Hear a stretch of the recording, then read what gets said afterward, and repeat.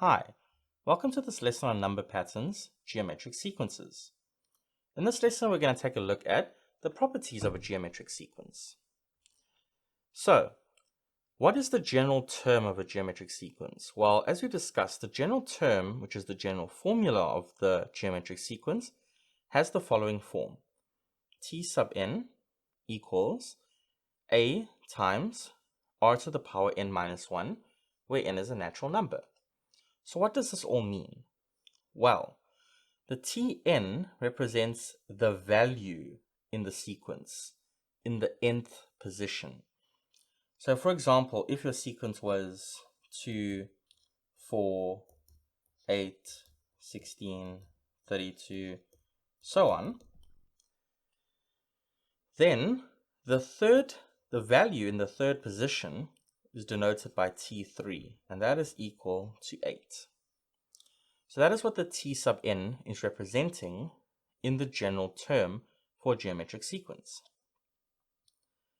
A is the first term of your geometric sequence, the starting off term. In this example here, A equals 2 is our starting term. The R stands for the constant ratio.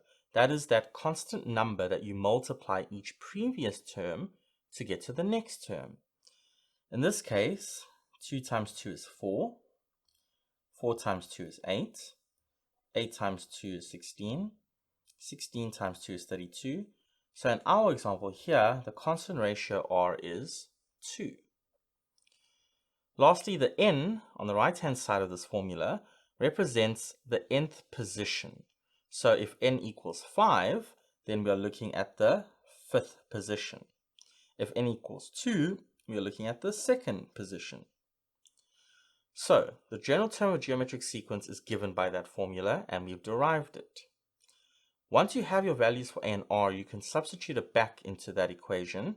So for example, if a equals 2 and r equals 1/3 here, then if I substitute it back in, this is what it'll look like. 2 times 1/3 in brackets raised to the power n minus 1. We generally put the constant ratio r in brackets to indicate that that is the base of the exponential term, which is n minus 1 in this example. All right. What about now looking at the constant ratio? So to find your constant ratio r, you can divide two consecutive terms in the sequence and check that result against the division of two other consecutive terms. So what do we mean by that? Well, if you look at an example, we're given the geometric sequence 3, 6, 12, 24, 48. We can actually check that this is a geometric sequence. The first term is a, which is 3, and we look what value when multiplied by each previous term will get you the next term. Well, 3 times 2 is 6, 6 times 2 is 12, 12 times 2 is 24, 24 times 2 is 48. So it appears that the ratio is 2. But how do we verify that? Well, if you look at two terms next to each other, so for example, the 5th term and the 4th term, if we divide them in that order, so notice the order is very important. The 5th term divided by the 4th term, I get 48 divided by 24, and that is equal to 2. But that's actually your constant ratio.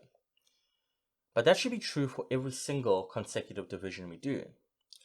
So what if I look at the 4th term divided by the 3rd term?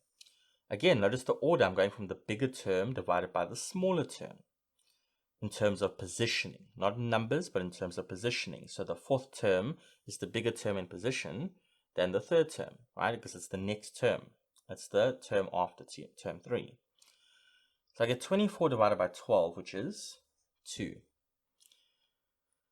You could have also done 12 divided by 6, and that gives you 2. And you could have checked 6 divided by 3, and that is also equal to 2.